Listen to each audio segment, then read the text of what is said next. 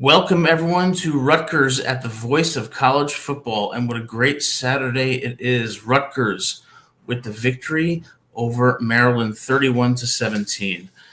This is a great day for Rutgers and for everybody in New Jersey. If you remember, when I started this channel, Rutgers was 4-0. Then they lost 4 straight.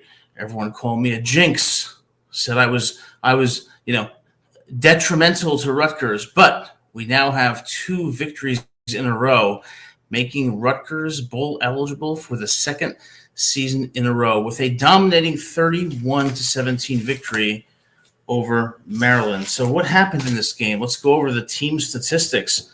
Total yards: Rutgers 370, Maryland 457. And I see the Michigan fan. Hey, Adam, I'm so glad Michigan could pull off the upset today. Absolutely. Congratulations. Passing yards for Rutgers, 238, 335 for Maryland. Rushing yards, 132 for Rutgers, 122 for Maryland. Hi, Jillian. Yards per play, 5.5 for Rutgers, 5.6 for Maryland. First downs, again, very close. Rutgers 25, Maryland 26. Third down efficiency, Rutgers 43%, 6 for 14. Maryland 47%, 8 for 17. Fourth down conversions, Rutgers 3 of 3, Maryland 3 of 6. Total plays, Rutgers 67, Maryland 82. And turnovers, 1 turnover by Maryland.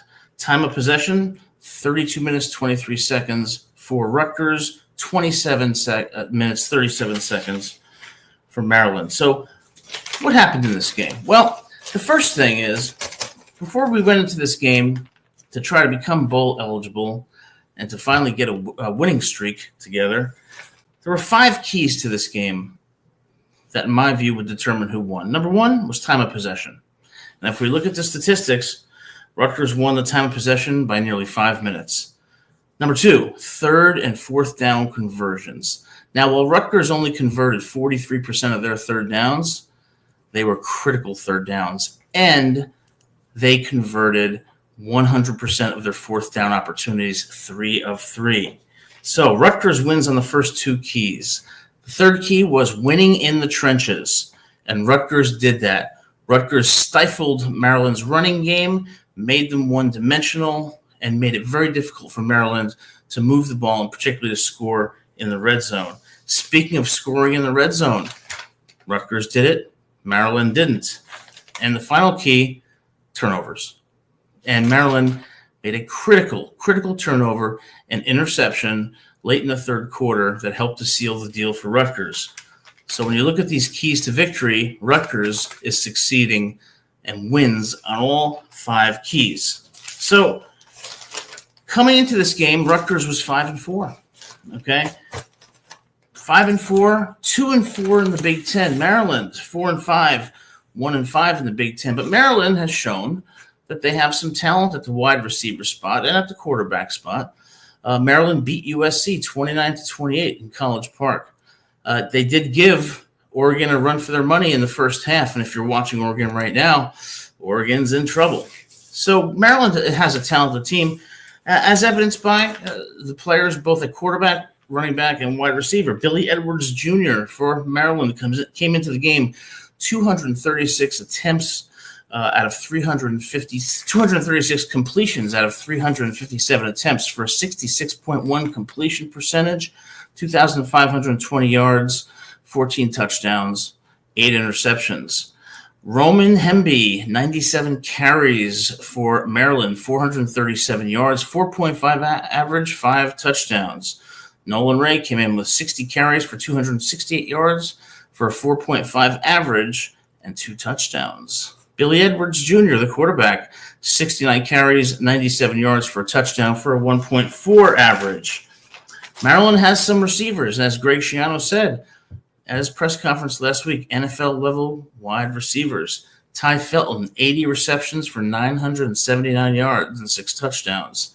Caden Prather, 47 receptions for 503 yards and 3 touchdowns. Octavian Smith Jr., 27 receptions for 289 yards and 2 touchdowns. Dylan Wade, 20 receptions for 265 yards and 2 touchdowns. And the Maryland defense was led by Ruben Hippolyte, 44 tackles and an interception. Dante Trader Jr., 38 tackles and 1 interception. Levain Scriggs, 36 tackles, 1 interception. And Jalen Husky, 34 tackles and an interception. Rutgers came into the game. Ethan Kaliakmanis at quarterback. 148 completions out of 275 attempts, 1,890 yards for a 53.8% completion percentage, 12 touchdowns, 6 interceptions. Kyle Monangai, ready to play for this game after being injured at USC, 172 carries, 931 yards, 5.4 yards per carry average, and 10 touchdowns. Antoine Raymond, who did a good job backing up Monangai last week, 65 carries, 252 yards, 3.9 yards per carry average, and 3 touchdowns. Duriel, I see you there in the comment box. Thank you very much. We're at 6-4, and hopefully we can get the next 2 wins against Illinois and Michigan State. Samuel Brown V, 40 carries, 201 yards for a 5 yards per carry average and 3 touchdowns. Now, for Rutgers, they came in with a pretty good receiving corps. Dymere Miller, 42 receptions for 538 yards and 3 touchdowns. Ian Strong, 20 receptions for 356 yards and 2 touchdowns, who figured very prominently tonight in the victory. KJ Duff, 16 receptions, 294 yards and a touchdown. And Kenny Fletcher, who was injured, 20 receptions, 137 yards and 2 touchdowns. On defense, Rutgers is led by Daryl DeBome, 83 tackles. Desmond Igmanuson, 45 tackles, and Flip Dixon, defensive back, with 41 tackles. So we had some playmakers on both sides of the ball. Rutgers finally gets a victory at 5-4, goes to College Park, looking to get bowl eligible. So what happened in this game? Let's go through the highlights. And after we do that, we're going to have a separate segment on an assessment of Coach Schiano and the future of Rutgers football. The call-in link is in the comment box. If you'd like to call in, please do. We'd love to hear your thoughts on this game and what's going on currently right now with Oregon, Wisconsin, and Tennessee, and Georgia in Athens. So Rutgers' first drive, 3 and out, -1 yards. Looked like the same old Rutgers at the start. Maryland, first drive, they convert on a 4th and 2. They drive the ball down the field, but a 50-yard field goal attempt is no good. Rutgers' second drive, only 4 plays for 15 yards, failed to move the ball. Now Maryland, on the second drive, Rutgers intercepted the pass by Edwards, Shaquan Loyal, but there was a pass interference call that gave Maryland the first down.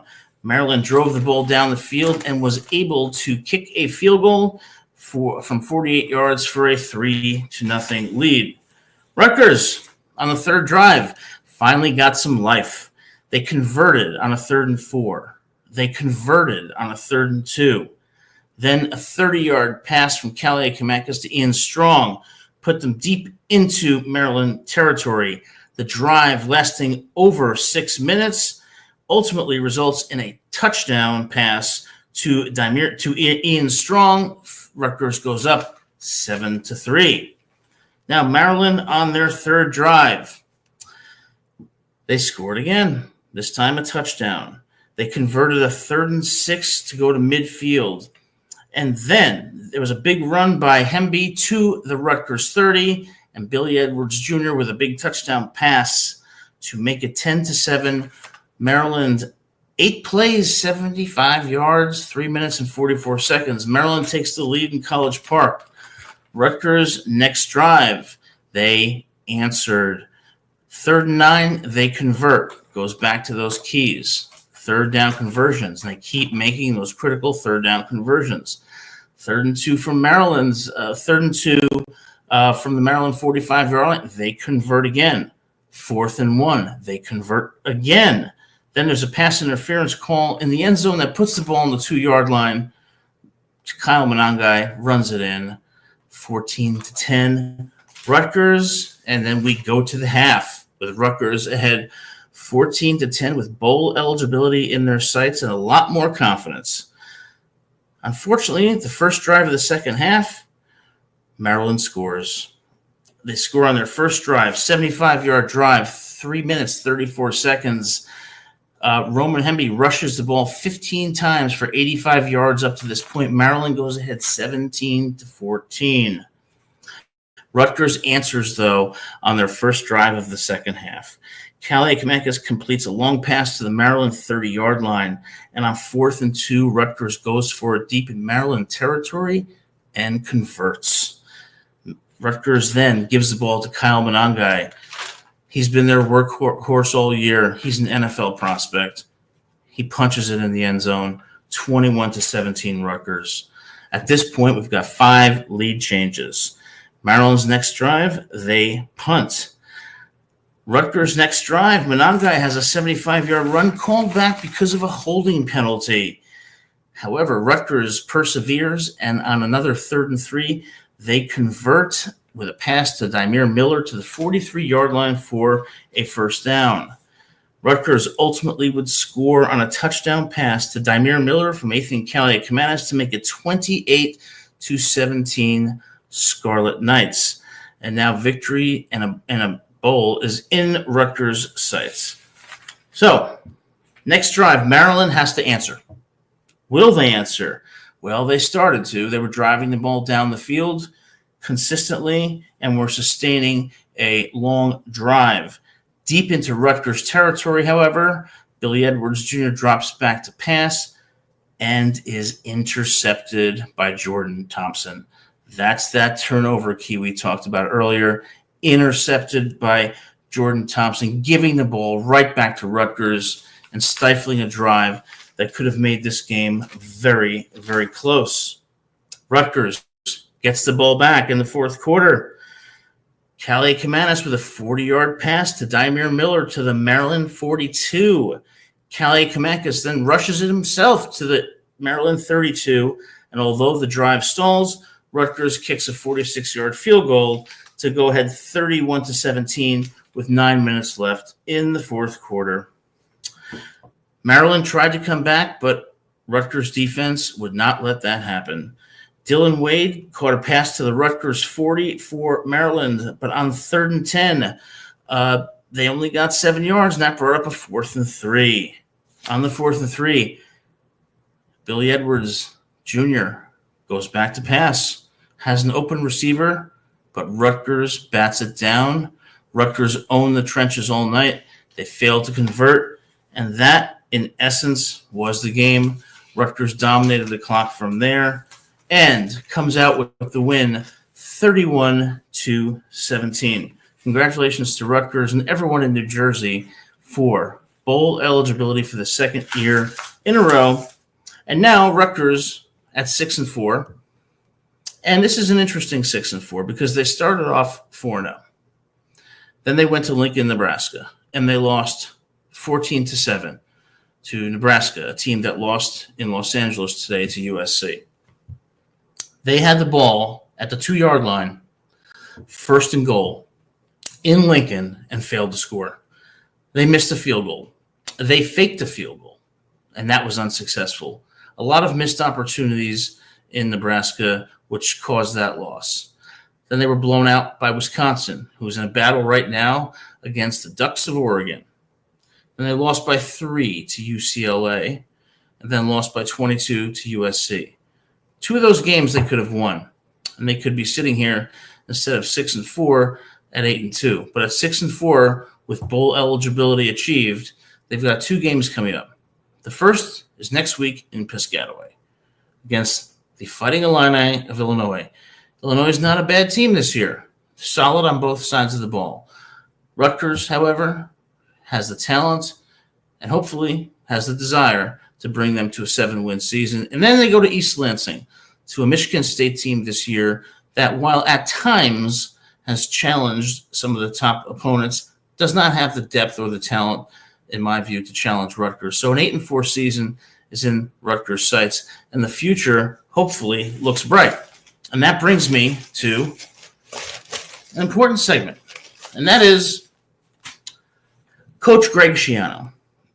How do we assess Coach Greg Schiano's performance as the head coach of Rutgers this season? Well, to do that, you have to really consider where he came from, what he inherited as a team, and where he brought this team. Coach Schiano's first stint from 2001 to 2011, he inherited a Rutgers team that historically has been at the bottom of the conference. Okay, 1-9 seasons, some winless seasons, never considered a contender or relevant on the national stage. And the first 3 or 4 years for Coach Schiano in that first stint were very rough. But he turned around that team. He turned around the team such that they became relevant nationally and were consistently going to major bowl games before he left in 2011. Then, of course, several years later, we had the Chris Ash era, where Rutgers deteriorated and reverted back to historically being one of the poorest teams in the conference and not relevant in any manner on the national or even regional stage. So Schiano got a second stint. And in the second stint, we're seeing the same pattern as the first. The first few years were rough, but now in his fourth year, Rutgers is starting to turn it around. And if you look at his record and the pattern of the victories from his first stint to his second stint, you will see identically the trajectory upon which Rutgers is improving its performance. It's the fourth year again. Rutgers is now 6-4. Rutgers is challenging some of the top teams in the country, and although they're not there yet, they are in a position to become relevant in the future. So given what Schiano has done in his first stint, what he's doing in his second stint, there really can't be anything else to say than Greg Schiano has done a fantastic job for Rutgers University, for Rutgers football, and for the state of New Jersey. And Coach Schiano, you are respected, you are a fantastic coach, and we look forward to having you on the show next month. Having said that, we have to look at not only the present, but we have to look at the future. Coach Schiano is not going to coach at Rutgers forever. And one thing we know from his first and his second stint is that coaches who have, the coaches at Rutgers, both before and in between his first and second stints, have not been successful.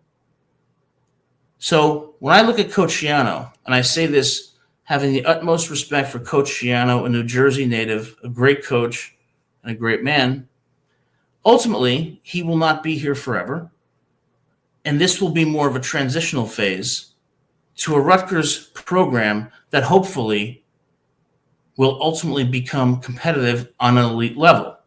What Coach Schiano is doing is taking this team from the bottom of the conference and making them competitive.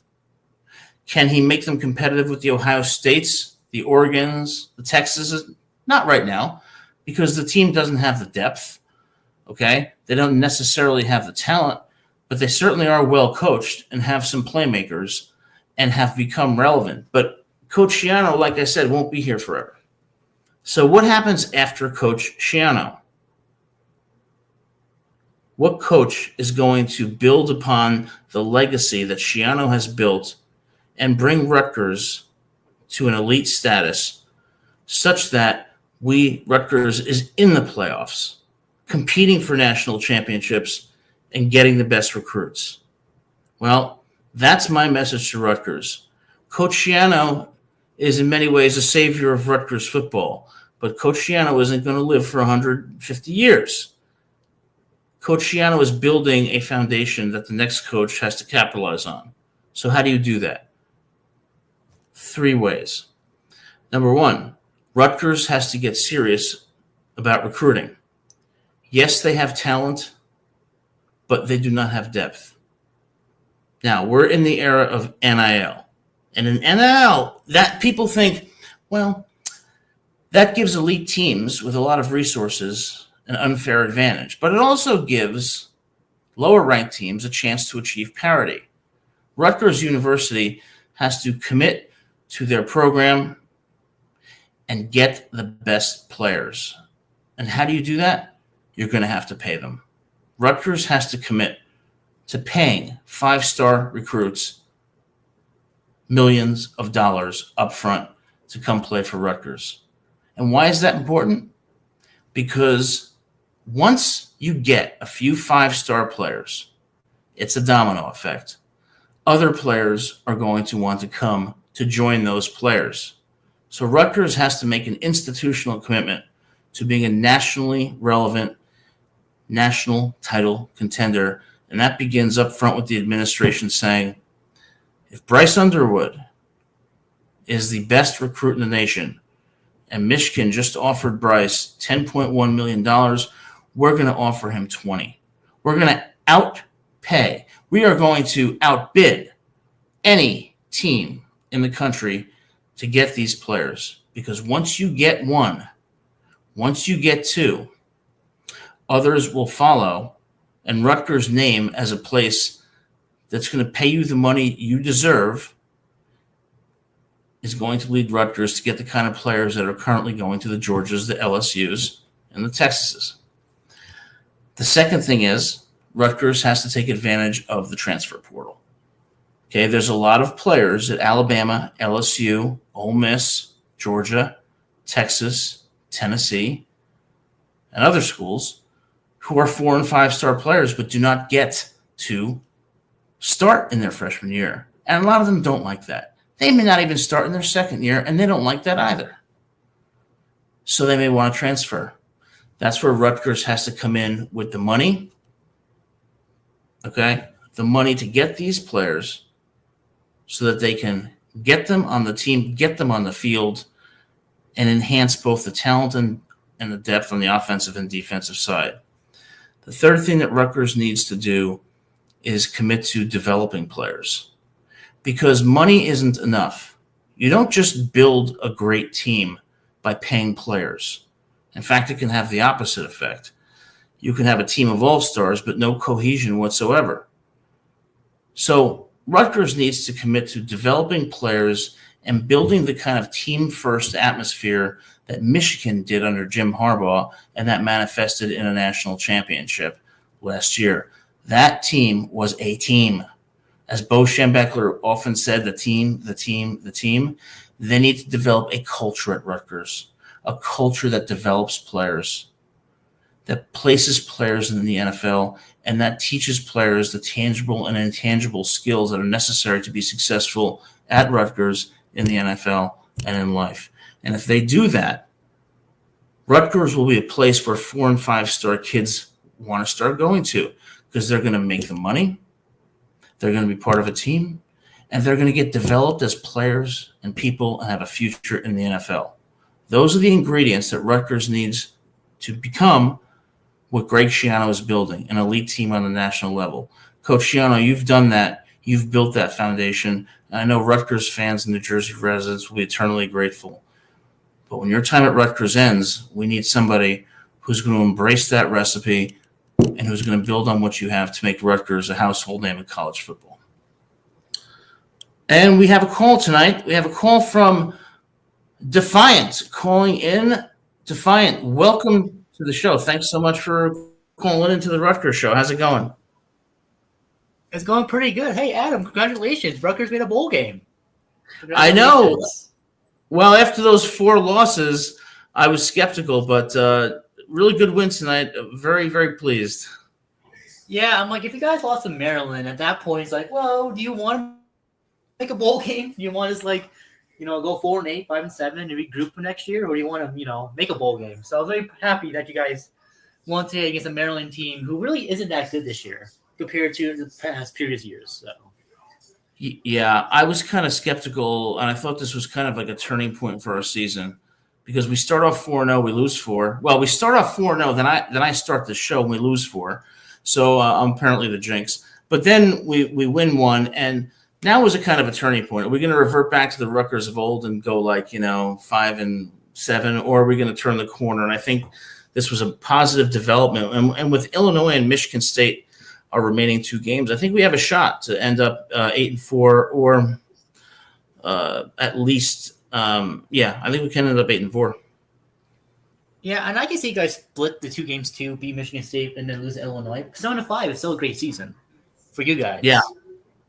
Yeah, for Rutgers, 7-5 is a victory. Last year, yeah.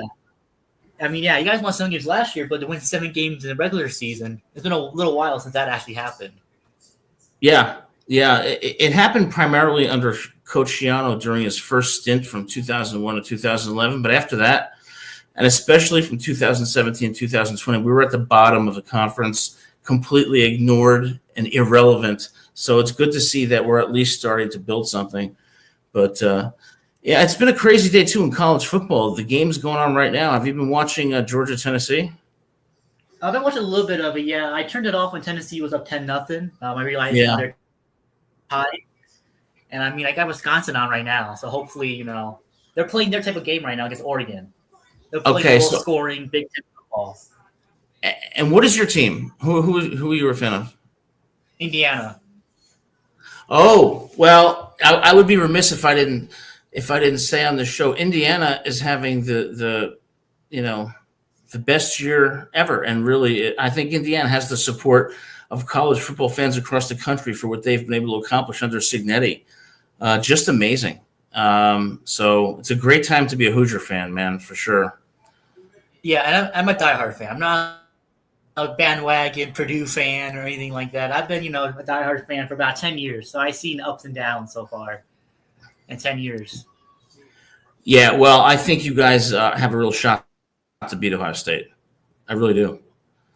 And I hope so too. I'm realistic. Yeah, I'm realistic. So, we lose, we'll be competitive at least. Oh, I think you'll be competitive.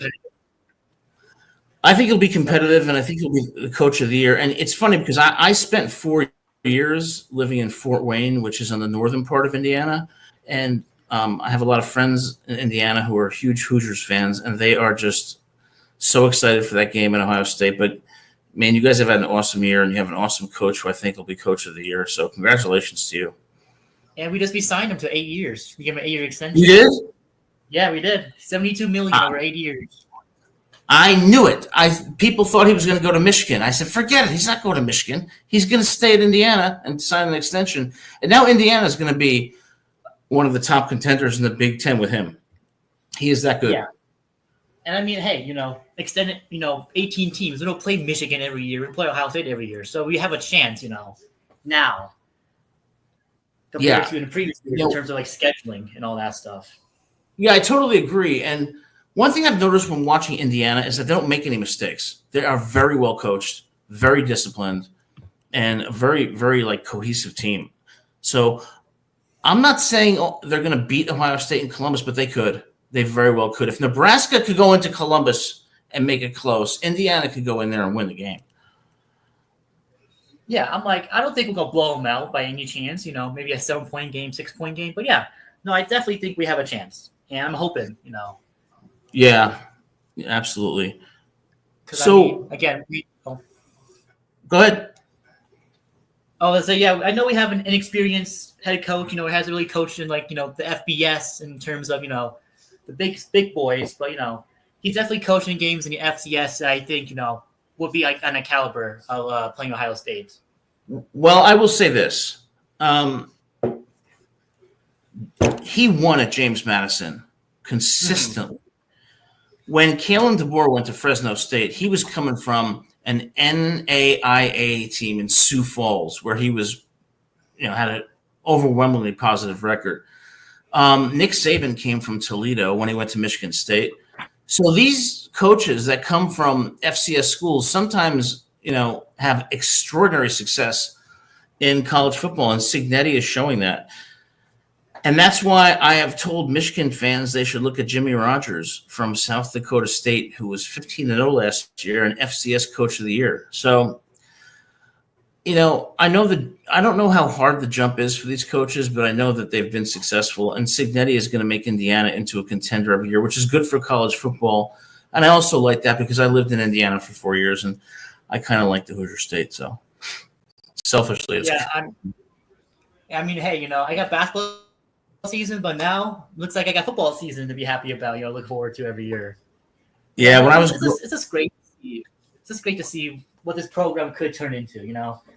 First time since '68 that we've been undefeated. '67, first time ever 10-0. So I I've seen it firsthand. I've seen it in person. I've seen it live. It's unbelievable. And who knows where Indiana's going to be ranked if Oregon goes down tonight. I mean, because I don't know what you think, but when I look at the rankings, it seems like every team is beatable. And I don't think Indiana should be below Penn State. I really don't. Well, I definitely agree, especially if we beat Ohio State. And Penn State's like 9-10-1.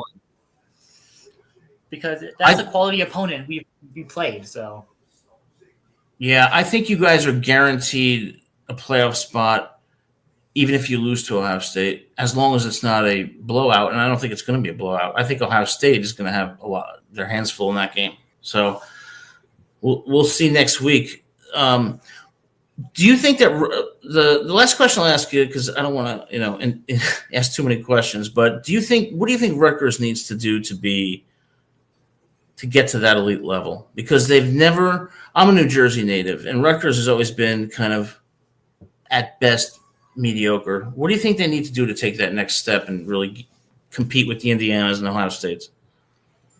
I think coaching. I think once Shiano leaves, I think you guys need to get a guy that has proven he can win at any level. Doesn't matter where you won at.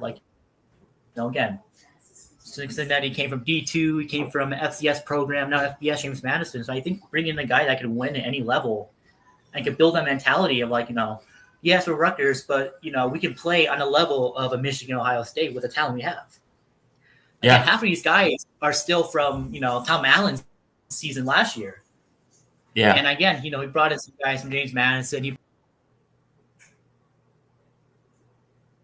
For some reason, I think Defiant accidentally or just for some reason got cut off.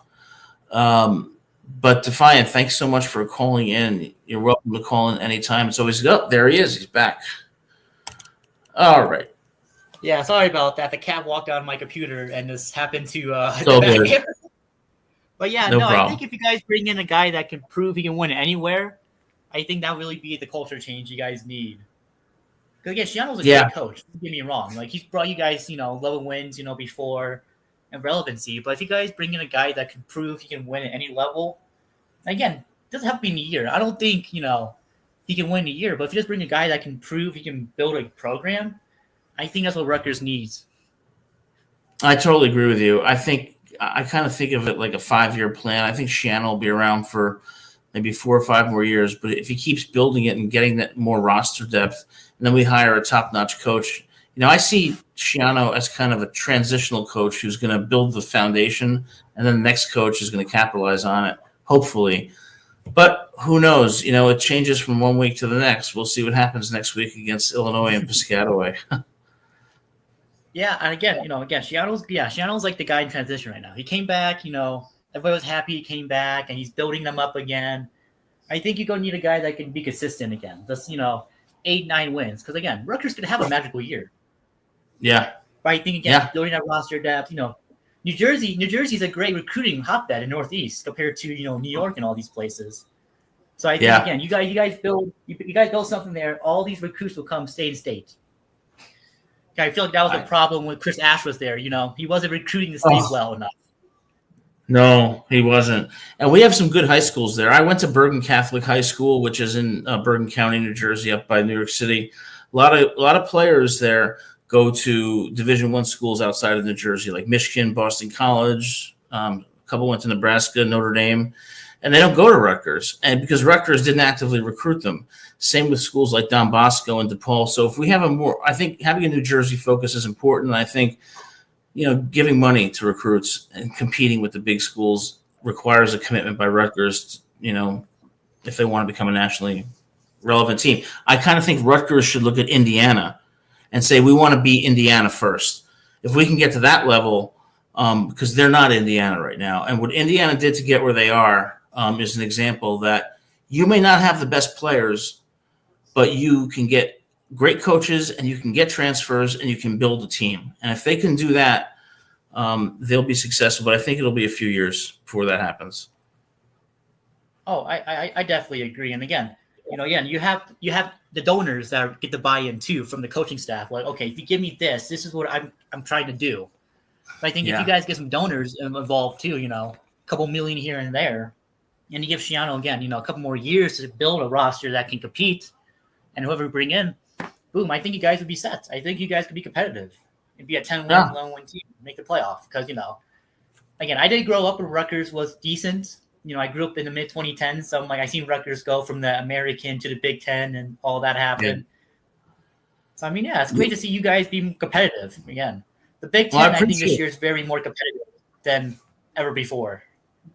Yeah, I think so too, and I really appreciate that. And right back at you. Congratulations, Indiana. I think any college football fan is rooting for Indiana because they've had an amazing year. So, but listen, thanks so much for the call and for the comments. Please call in again. It's always great talking to you. I will, Adam. Thank you. All right, thank you, guys. That was Defiant. He's called in before. Always has insightful, great comments, and we appreciate that. And Defiant, please, call in anytime you want. We appreciate you being here on the show. So ultimately, we end the show with this. Rutgers, bowl eligible for the second straight season in a row, on an upward trajectory to become a relevant team in the Big Ten and nationally. Greg Schiano building that foundation, building that transition so that when Greg Schiano retires, the next coach can hopefully build on that to make us the next Indiana and compete with the Ohio States and the Michigans and the Oregons and hopefully one day be at the top of the Big Ten. But like I said, to do that, you're going to have to recruit and pay the players. You're going to have to go to that transfer portal, and you're going to have to develop them so that they know when they go to Rutgers, they'll be financially secure and then they will have a future both in football and in life. So Rutgers 31-17 over Maryland. Next week, they will face Illinois in Piscataway to try to go to 7-4. And then the following week, Michigan State in East Lansing. We will be broadcasting live on Monday at 7 p.m. to preview the Illinois game. And please join us. Feel free to call in. And if you like this show, please hit that like and subscribe button. Thanks so much. We'll see you on Monday.